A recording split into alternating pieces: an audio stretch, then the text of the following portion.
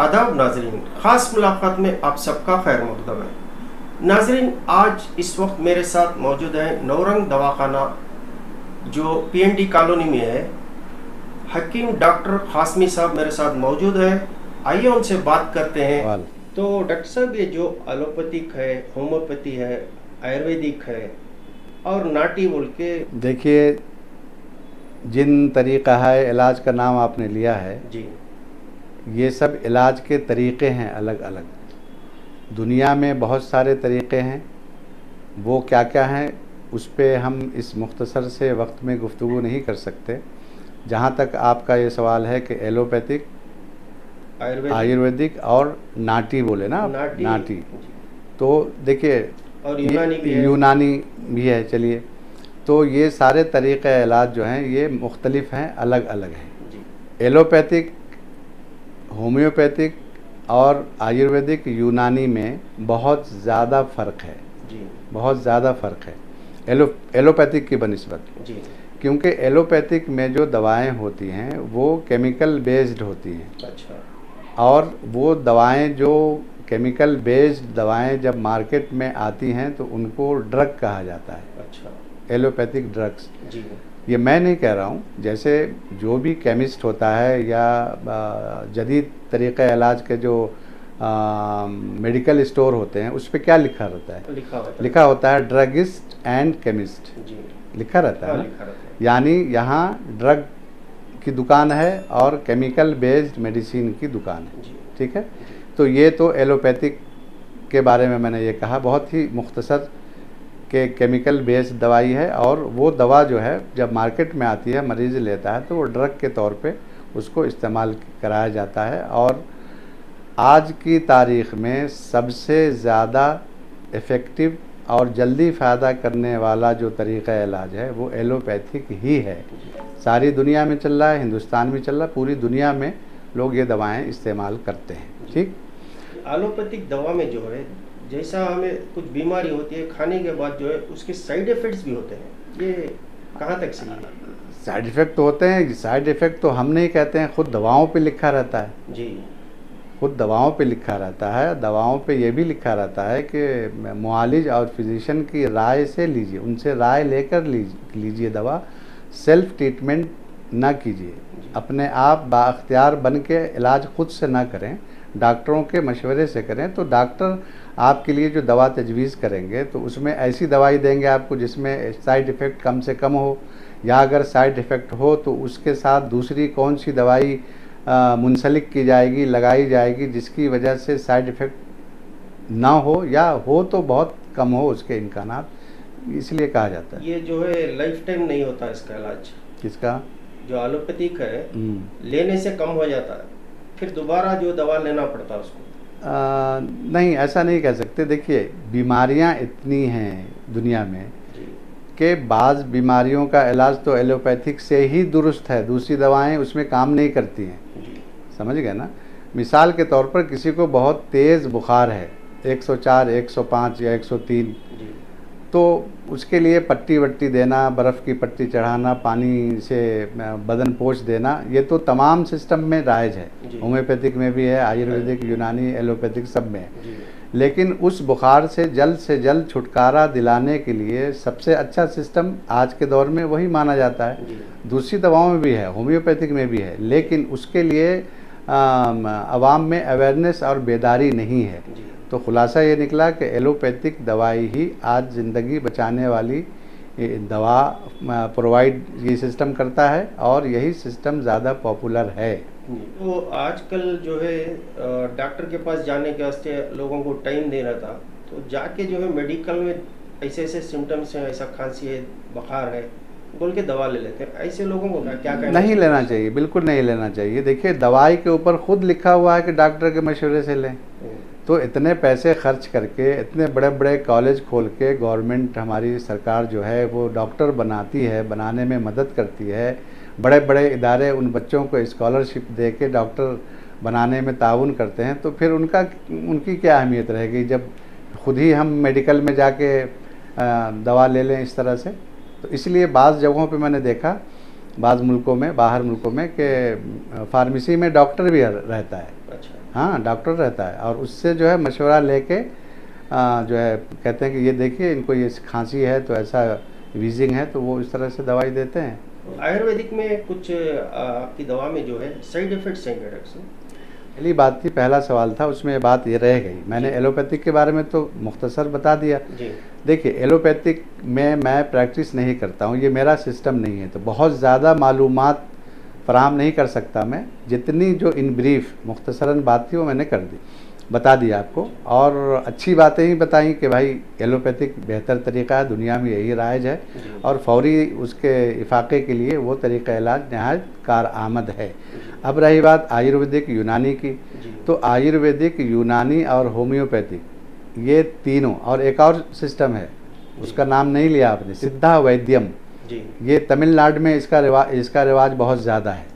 ये सिस्टम वहीं की पैदावार है और आयुष मिनिस्ट्री में सिद्धा भी आता है। अच्छा। होम्योपैथिक, आयुर्वेदिक, यूनानी, सिद्धा और योगा, समझ गए ना, इसके मजमूए का नाम है आयुष। तो आयुर्वेदिक, यूनानी और होम्योपैथिक जो है और सिद्धा, ये चारों एक जैसे ही हैं, भाई बहन हैं आपस में। सब के दवाई बनाने का तरीक़ा अलग है। अच्छा। लेकिन दवाई बनाने में जो चीज़ें होम्योपैथिक वाले इस्तेमाल करते हैं वही आयुर्वेदिक वाले इस्तेमाल करते हैं, यूनानी वाले इस्तेमाल करते हैं और वही सिद्धा वाले इस्तेमाल करते हैं। यानी हर्ब्स, जड़ी बूटियाँ, दरख्त के पत्ते, दरख्त का फल, दरख्त का फूल, उसकी जड़ें, उसका अरक, उसकी छाल, समझेंगे ना, लौंग, इलायची, दालचीनी, सौंफ, ज़ीरा, समझेंगे ना। और मादनियात में भी चीज़ें इस्तेमाल होती हैं, जैसे अबरक है, तांबा है, पीतल है, लोहा है, समझ गए, ये है मोती है, ये सब दवाई में मिक्स होता है। जी, मोती है, सोना है, चांदी है, ये हालांकि मादनियात हैं, ये मेटल है ना। तो इसको भी एक ख़ास तरीक़े से, ख़ास प्रोसेस से गुजारने के बाद, ऐसा नहीं है कि अगर आप कोई सिल्वर कोटेड टैबलेट खा रहे हैं या गोल्ड कोटेड पिल्स यूज़ कर रहे हैं तो बिल्कुल सोना ही खा रहे हैं आप, ऐसा नहीं है। वो सोना जो जेवर बनाने के लिए इस्तेमाल होता है, उस सोने से ये सोना बिल्कुल मुख्तलिफ होता है। अच्छा। और उससे ज़्यादा कीमती होता है। उसका जो प्रोसेस होता है, जिस प्रोसेस से गुजारने के बाद इसको इंसानी जिस्म को फ़ायदा पहुँचाने के तौर पर, मुआविन के तौर पर और हेल्पिंग मेडिसिन या ड्रग के तौर पे इस्तेमाल करते हैं, तो वो डायरेक्ट सोना नहीं होता है, वो उसको बहुत सारे मराहिल से गुजार के इस्तेमाल किया जाता है। तो मैं ये अर्ज़ कर रहा था कि होम्योपैथिक, यूनानी और आयुर्वेदिक और सिद्धा, ये चारों आपस में भाई बहन हैं, समझ गए। सारी चीज़ें एक जैसी इस्तेमाल होती है। फ़र्क ये है कि होम्योपैथिक वाले जड़ी बूटियों और बीज और सीड्स जो हैं उसका जौहर अल्कोहल पे कशीद करके मरीज़ को इस्तेमाल करवाते हैं, समझ गए। और दूसरे सिद्धा, यूनानी और आयुर्वेदिक वाले डायरेक्ट हर्ब्स को इस्तेमाल करते हैं, ये फ़र्क है। अच्छा, ये नाटी दवा बोलते हैं ना, क्या नाटी दवा होती है? ये नाटी से मैं भी बहुत परेशान रहता हूँ। अक्सर नाटी का मतलब ये है, देखिए हमारे साउथ इंडिया में देसी इलाज के लफ्ज़ की, देसी इलाज के मफहूम की ताबीर के लिए नाटी का लफ्ज़ इस्तेमाल करते हैं। जैसे भाई देसी इलाज, अच्छा, तो वही नाटी इलाज।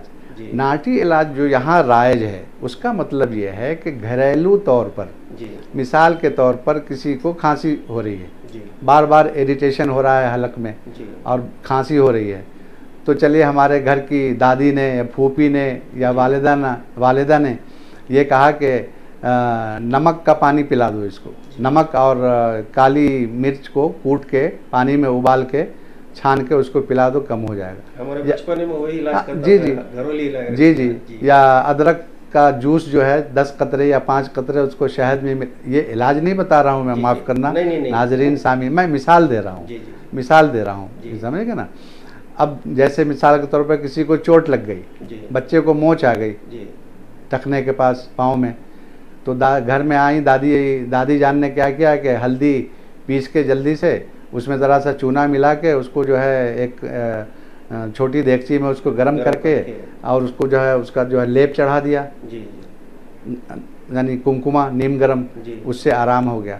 तो दरअसल इसको नाटी इलाज कहा जाता है। अच्छा। नाटी इलाज कोई डॉक्टर नहीं करता है, जी, जी। नाटी इलाज कोई हकीम या वैद्य नहीं करता है। घरेलू जो चीजों में जी जी जी जी इस्तेमाल करते हैं उसको जी आके नाटी उसको कहते हैं। मिसाल के तौर पर यरकान है, जी। अब किसी के पास कोई ख़ानदानी नुस्खा है जी। कि फ़लाँ पत्ते को फ़लाँ दवाई के साथ मिला के पीस के उसकी गोली बना के खिलाने 3 दिन खिलाने से यरकान दूर हो जाता है। वो उनके तजर्बे और मुशाहिदे में आई हुई चीज़ है, तो उसको जो है उर्फ़ आम में नाटी कहा जाता है।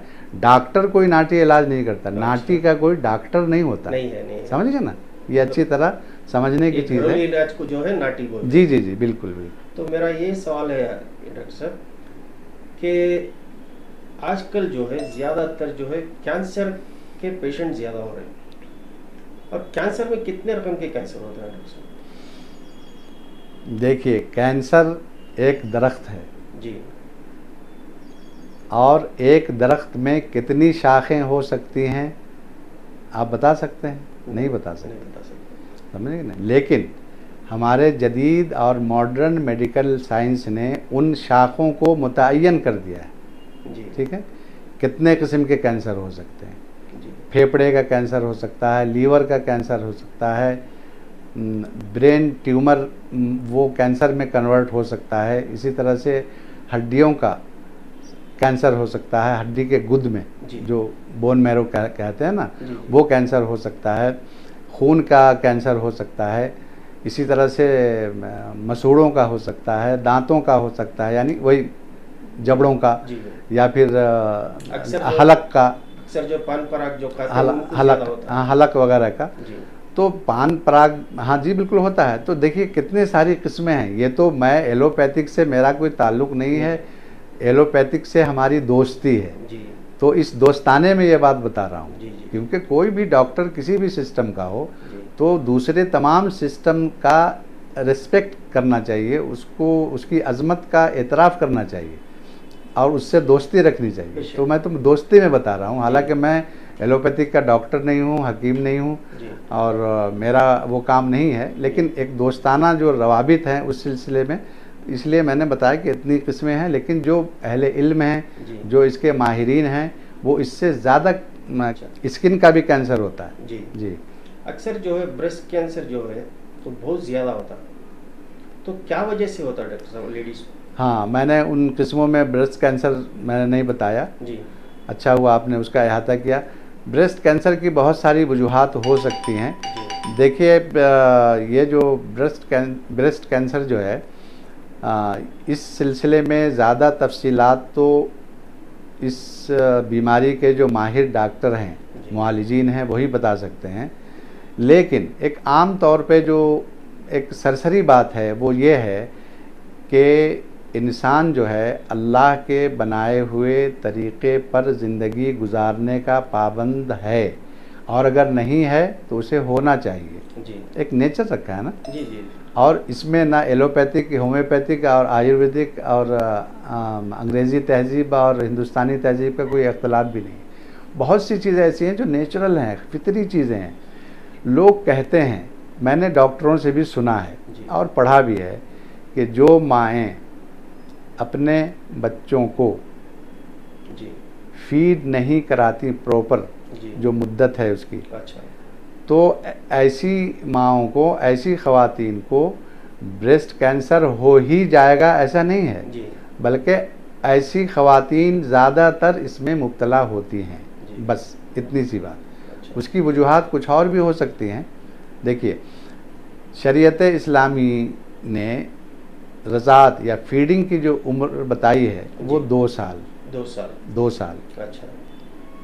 हौलैन कामिलैन, 2 साल मुकम्मल। जी। और हज़रत इमाम अबू हनीफा, अब ये मजहबी बात आ गई बीच में। जी जी, नहीं, क्योंकि देखिए, हम कोई भी मज़हब हो हमारा, हम हिंदू हों, मुसलमान हों, ईसाई हों, सिख हों, बौद्ध हों, तो हम तो उससे अटैच्ड है ना, हम उससे मुंसलिक हैं, लगे हुए हैं, उससे हम अलग बाहर नहीं निकल सकते। ये चीज़ें हर मज़हब के लोग मानते हैं कि बच्चों के लिए माँ के दूध से बेहतर ग़िज़ा कोई नहीं, और माँ के छाती से जब अल्लाह ने दूध की नहरें जारी की हैं तो उस दूध को बच्चे के नशोनुमा के लिए सही मुद्दत तक इस्तेमाल करना है। हमारे यहाँ 2 साल की मुद्दत है जी। इमाम अबू हनीफा के यहाँ 2.5 साल है। अच्छा, अक्सर क्या होता बोले तो बच्चे जो है 6 महीने 7 महीने या 10 महीने की होती है तो फिर अमल से हो जाते हैं, तो उस टाइम पे जो है एडवाइस करते हैं डॉक्टर के दूध पिलाना नहीं, क्योंकि तो सिम्टम्स चेंज होते हैं, तो ऐसे में आप क्या करना चाहेंगे? सिस्टम ऑफ ट्रीटमेंट के मुताबिक और वैसे भी मॉडर्न मेडिकल साइंस जो है वो भी इस बात को तस्लीम करने लगी है कि जब तक माँ बच्चे को फीड कराती रहती है आम तौर पर ऐसी ख़वातीन को इस्तक़रार हमल नहीं होता है। जी। समझ गए? अच्छा। मुद्दत रज़ात में फीडिंग पीरियड में वो इस्तक़रार हमल नहीं होता। अच्छा। औरत कंसीव नहीं करती, उमूमन ऐसा होता है। अच्छा। अगर दूध पिलाते पिलाते जो है कंसीव हो जा रही है जी। तो इसका मतलब है कि दूध पिलाने में कुछ कमी हो रही है कहीं। अच्छा। ऐसा नहीं है कि बिल्कुल नहीं होता ऐसा, उमूमन ऐसा होता है। तो दूध जो पिलाते हैं बच्चों को दिन में कितने बार पिलाना चाहिए और रात में कितने बार पिलाना चाहिए? देखिए, बच्चे की जो एज है ना, बच्चे की उम्र, बॉर्न बेबी से लीजिए ना, जी जी जी। बच्चा जब आज पैदा हुआ 2 दिन का है या 6 दिन का है तो उसके मैदे में जो ग़िज़ा को रखने या स्टोर करने की जो सलाहियत है वो कम है। अच्छा। और वो जो स्टोरेज रूम है उसका मैदा वो छोटा है बहुत, तो उसको हर घंटे घंटे भूख लगेगी ना। अच्छा। तो आपने देखा होगा हॉस्पिटल में भी नर्सें जो हैं वो घंटे घंटे आके दूध पिलाने के लिए कहती हैं। हाँ।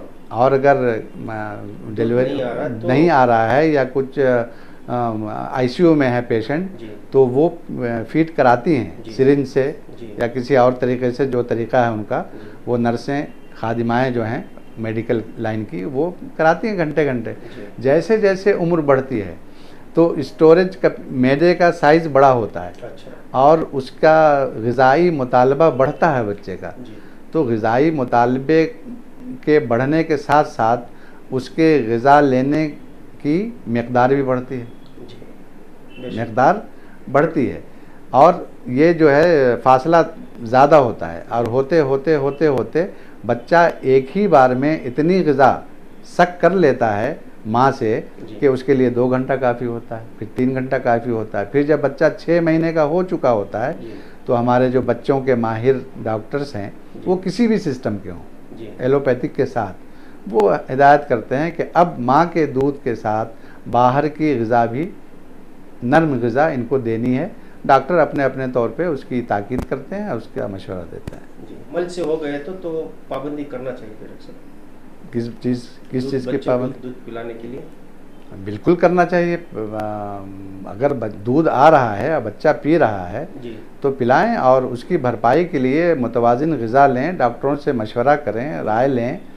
और मैंने कहा ना कि अगर वो प्रॉपर तरीके से फीड करा रही हैं तो हमल टिकता ही नहीं है। अच्छा, नहीं टिकता है। अमल से अगर हो गई तो डॉक्टर से रुकाना चाहिए, क्योंकि आज के जो वो अपने फिजिशियन से जो जिनसे उनका राब्ता रहता है। देखिए, मैं आम बात तो हुक्म नहीं लगा सकता ना इस बात का। फैमिली डॉक्टर होते हैं, लेडी डॉक्टर होती हैं, जेंट्स डॉक्टर होते हैं, बच्चों के स्पेशलिस्ट, वो उनसे राय लेकर उनकी राय की रोशनी में जो है उस वक्त को मैनेज करें, अय्याम हमल को। और कैंसर का जो इलाज होता है एलोपैथिक में बहुत महंगा होता है, यूनानी में ये इलाज हो सकता है? देखिए, मैंने कहा ना कि कैंसर की जिल्द का भी कैंसर होता है। हमारे यूनानी में कैंसर का नाम है क्या? सरतान। अच्छा। सरतान कहते हैं उसको। सीन रे तोय अलिफ नून। उर्दू में, अरबी में ऐसा लिखा जाएगा। अरबी ज़बान में भी सरतान ही कहते हैं। हमारे तिब्बे यूनानी में भी सरतान ही कहते हैं। और सरतान किसे कहते हैं? सरतान कहते हैं केकड़े को। अच्छा। केकड़ा होता है ना, जी जी। उसके कितने हाथ पांव होते हैं, ऐसे टेढ़े मेढ़े। हाँ। तो इससे जो है, इस लफ्ज़ से मुस्तफ़ाद है, ये लफ्ज़ मुस्तफ़ाद क्या है, पूरा ही वो ले लिया है सरतान। अच्छा। केकड़े का नाम जी जी। इसलिए कि इसका इलाज बहुत पेचीदा है, जैसा केकड़ा बहुत पेचीदा है। उसके हाथ पांव कैसे टेढ़े होते हैं, सही बात है, सीधे नहीं होते हमारी तरह। कैंसर का वैसा ही, अगर पेचीदा है। जी बहुत पेचीदा है। तो देखिए, दूसरे सिस्टम वाले कुछ भी कहें, जी मैं यूनानी सिस्टम का खादिम हूँ, जी मैं तो ये नहीं कह सकता कि मेरे पास उसका इलाज है या मैं कर देता हूँ, जी। नहीं। लेकिन आप इलाज तो कर सकते हैं उसे। वो देखना है कि वो नहीं कैंसर मतलब किस बीमारी में किस बीमारी तरह के का है। हिसाब से जो है हम्म, आप वो इलाज जो है कर सकते हैं। इला- और मतलब वो इस दवा में जो है कम हो सकता है क्या? नहीं, यकीन के साथ नहीं कहा सकता, जी बिल्कुल नहीं। अच्छा मेरे पास मेरी जो मालूमात है, जी अब मेरा जो नॉलेज है, मेरी जो 40 साल की जो प्रैक्टिस है मेरे पीछे, जी अब 63 साल का हूँ मैं, 63 का। जी अब 40 साल से मैं इस यूनानी प्रैक्टिस में हूँ। जी मुझे नहीं लगता कि किसी मरीज़ को ये कहा जाए कि इलाज करा लीजिए, आप कैंसर आपका ठीक हो जाएगा। जी बल्कि ये याद रखिए, मैं बता रहा हूँ और नाजरीन देख रहे हैं, सामीन सुन रहे हैं, जी हमारे आयुष डिपार्टमेंट ने इस तरह की बात करने से मना किया हुआ है अच्छा और इस तरह के दावे करने को गुनाह समझा जाता है। अच्छा देखिए, अगर हमने कोई दवा दी, उससे किसी मरीज़ को शिफा हो गई, जी तो इसका ये मतलब नहीं है कि हम चैलेंज करने लगें कि बिल्कुल शर्तिया इलाज करते हैं और इस बीमारी का इलाज होता है हमारे यहाँ। आपकी इत्तला क्लियर है, 2022 में आयुष डिपार्टमेंट की तरफ से जी जो हिदायत जारी हुई हैं, उनमें 50 पे 4 54 बीमारियों का जिक्र है, जी जिसके बारे में उन्होंने कहा है कि इन बीमारियों के इलाज का न कोई दावा कर सकता है, न शर्तिया ऐलान कर सकता है, न उसके नारे लगा सकता है, न उसका स्लोगन बना सकता है। अच्छा इलाज कीजिए, खिदमत है। अगर किसी को फ़ायदा हो जाता है अल्हम्दुलिल्लाह, अगर नहीं होता है तो आगे देखिए और अल्लाह का शुक्र अदा कीजिए। हर हाल में अल्लाह का शुक्र अदा करना है। जी, बेशक। इसलिए मैं ये नहीं कह सकता, और कोई मुझसे कहलवा ही नहीं सकता कि कैंसर का इलाज आप कर देंगे क्या। कहाँ से कर दूंगा मैं, जी किस चीज़ से कर दूंगा मैं? ये तो है ही बहुत पेचीदा इलाज। नहीं उसके लिए तो दवा है आपके पास। नहीं, हर सिस्टम में है, जी मेरे पास ही नहीं है। मेरे पास क्या है, दवा मेरी नहीं है। नहीं आपकी ये दवा जो दवा है, ये इंडियन सिस्टम ऑफ ट्रीटमेंट की दवाई है, ये आयुष की दवा है। जी जी आयुष ने जिन दवाओं को अप्रूवल दिया हुआ है, जिनको मंजूरी दी हुई है, वो दवाएं हैं। अगर वो दवाई हमने वही किसी पूछना को चाह रहा हूँ जी कि जी जी कैंसर के लिए भी दवा है। हर सिस्टम में है, सिर्फ यूनानी ही में नहीं, जी। हर जैसे दूसरे सिस्टम में है, हमारे यहाँ भी है। लेकिन कैंसर की इतनी शाखें हैं जी। कि ये कह देना कि यही दवाई हर तरह के कैंसर के लिए शाफी इलाज है, ये बिल्कुल मेरे ख्याल में गैर दानिशमंदाना स्टेटमेंट है। ऐसा नहीं कहना चाहिए, जी। और मैं तो खैर कहता ही नहीं हूँ इस तरह की अच्छा बात। ये एलोपैथिक जो दवाएं खाते रहते हैं उसके साथ क्या आयुर्वेदिक भी खा सकते हैं? बिल्कुल खा सकते हैं, जी बिल्कुल खा सकते हैं। और इसका कुछ साइड इफेक्ट नहीं होगा? नहीं होता, साइड इफेक्ट क्या हो जाता है, कुछ नहीं होता है। जी बहुत से मेडिकल के डॉक्टर, हमारे एलोपैथिक के जो भाई हैं, हमारे जी डॉक्टर्स हैं, एमडी हैं, वो लिखते हैं ना, जैसे लीवर का प्रॉब्लम है तो लीवर के लिए जो अंग्रेज़ी दवाएं उनके पास हैं, उसके साथ वो आयुर्वेदिक दवाई लिखते हैं, ली-52 लिखते हैं। जी ली-52 जो है, ये हिमालय कंपनी की जो है हर्बल मेडिसिन है। वो लिखते हैं। देखते हैं, कैल्शियम की बहुत सी दवाई हैं, जैसे मिसाल के तौर पर कालजाना टैबलेट है, आयुर्वेदिक दवाई है।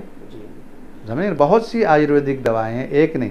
बोनी हील एक दवा है जी जो विटामिन डी और विटामिन सी वगैरह के लिए की कमी को पूरा करने के लिए बड़े बड़े डॉक्टर लिख रहे हैं। अच्छा नीरी एक दवा है, बहुत से अंग्रेजी डॉक्टर लिख रहे हैं।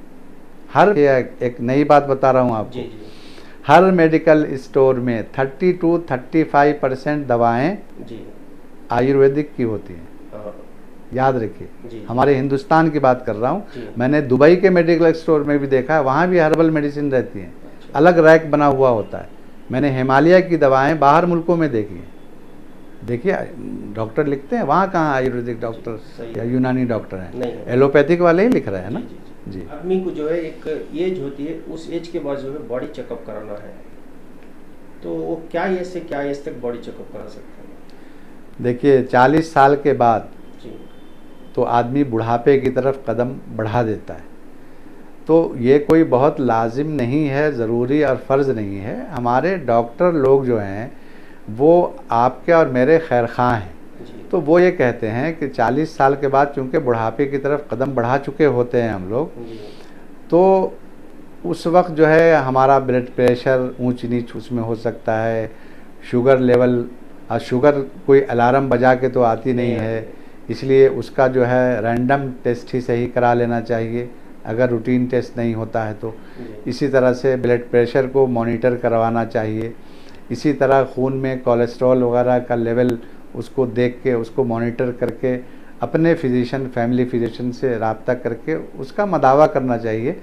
हमारे सेहत की तहफ़्फ़ुज़ के लिए ये राय दी जाती है। एक चीज़ मैंने नोट की है आपकी क्लिनिक में, ये जो रखे हैं किस लिए रखे हैं? क्या चीज़? ये चीज़। अच्छा, ये एक छड़ी है और ये खादी भंडार से लिया है मैंने। अच्छा। हाँ, वो गांधी आश्रम होता है ना, जी, खादी जी, भंडार जी, भंडार। जी, जी। तो कपड़े भी चूँकि मैं वही पहनता हूँ, खादी पहनता हूँ, जी। तो वहाँ से मैंने बहुत पहले लिया था ये। अच्छा। और इसका कुछ काम तो नहीं है, और माजरत के साथ इसमें कुछ है नहीं। देखिए, ये कहते हैं ना इसमें कुछ क्रिच विरिच रहती है, कुछ नहीं जी, है। जी, जी। बस ये अलग से है, इसमें लगा हुआ है ये। अच्छा। बस ये एक छड़ी है। जी। तो किस लिए इस्तेमाल करते हैं? अच्छा, ये छड़ी हम इस्तेमाल करते हैं जो लेडीज़ पेशेंट आती हैं हमारे पास, जी।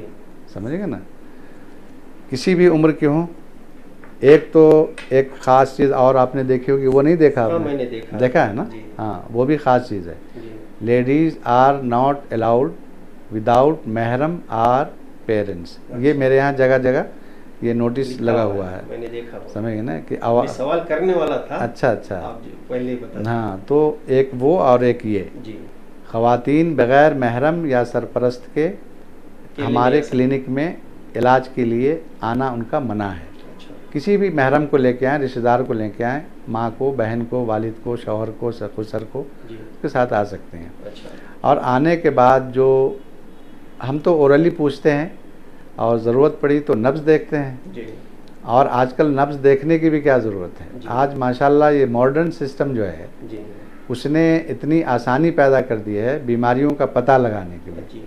पेट में क्या तकलीफ़ है, अल्ट्रासाउंड से ले लीजिए। बेशक। और भी कुछ बीमारियां हैं तो उसके लिए कम से कम 200-250 किस्म के तो खून के टेस्ट हैं, जी। तो उनसे जो है पता चल जाता है कि लीवर में प्रॉब्लम है, लीवर के एंजाइम्स बढ़े हुए हैं, लीवर बढ़ गया है, क्या हो गया है, मतलब खून में इन्फेक्शन है, किस तरह का इन्फेक्शन है, किस किस्म का बुखार है। तो मैं कहा करता हूं कि अब तो नब्ज़ देखने की भी ज़रूरत नहीं है, मेडिकल तो अक्सर इन्वेस्टिगेशन जहाँ भी रिपोर्ट। जाते हैं हम डॉक्टर के पास, एलोपैथी के पास, पहले वो टेस्ट लिख के देते हैं, ये जाके टेस्ट करा के लो। जी। इस क्योंकि देखिए, टेस्ट कराना इसलिए ज़रूरी है कि टेस्ट की रिपोर्ट जो होती है ना, वो मिरर जैसी है, आईने जैसी है। अच्छा। जो पहले जो है नफ्स जो चेक करके डॉक्टर जो है पूरी बीमारी का पता लगाते थे, आज जो है टेस्ट कराने के बाद डॉक्टर जो है रिपोर्ट आने के बाद बीमारी क्या है बोलते हैं। देखिए, क्या ये है? बिल्कुल अलग सी बात पूछ रहे हैं आप, बहुत तफसील तलब है, किसी और मौके से जी। इस पे बहुत लंबी गुफ्तगू की जा सकती है कि पहले नब्ज़ देखते थे, पता लगा लेते थे, जी। और अब क्यों नहीं देखते हैं। जी। बिल्कुल बहुत दिलचस्प चीज़ें हैं ये चीज़ें, फिर कभी डिस्कस करेंगे। अभी तो आपने आप इसको ये पूछा छड़ी ना, का, जी। ये मैं ख़वातीन को देखता हूँ इससे। अच्छा। मिसाल के तौर पर कहीं पे दर्द है तो कहाँ पे है, जी। उस जगह को फाइंड आउट करने के लिए, हाँ। यहाँ कहाँ पे, पेट के किस हिस्से में। अच्छा। अगर पसलियों के नीचे है दर्द तो लेफ्ट में है या राइट में है, जी। क्योंकि अगर लेफ्ट में दर्द है तो मर्ज़ अलग है, राइट में है तो अलग है, बीच में है तो अलग है, नाफ के नीचे है तो अलग है। तो बजाय इसके कि खातून के जिस्म को हाथ लगा उंगली से या हाथ से देखा जाए, उसकी जगह मैं इस छड़ी से देखता हूँ। माशाअल्लाह। मिसाल के तौर पर किसी खातून को पाँव में कुछ तकलीफ़ है, जी। स्किन का प्रॉब्लम है, जी। तो उसको वो हटा के देखने के बजाय, छू के देखने के बजाय, जी। हम जो है वो ऐसे इशारे से देख लेते हैं। अच्छा। उसके लिए इस्तेमाल होता है बस, और कुछ नहीं। अच्छा। खास करके कैंसर के बारे में जो जानकारी दी है, बहुत बहुत शुक्रिया। ये तो जानकारी कुछ भी नहीं, मैं क्या जानकारी दे सकता हूँ। जानकारी वो दें जो अहले इल्म है, जिनको मालूमात इस सिलसिले में बहुत ज़्यादा है। जी। आपने छोटी मोटे सवाल, आपने तो बड़े सवालात किए, जवाब मैंने छोटा मोटा दिया। नहीं, वाक़िदा आपका भी बहुत जो मेरा शुक्रिया। सवाल था उसका वाक़िदा आप जवाब दिए, शुक्रिया आपका। नाज़रीन, इसी तरह मेरे साथ बने रहिए, ताज़ा तरीन खबरें आप तक पहुँचाता रहूँगा मैं।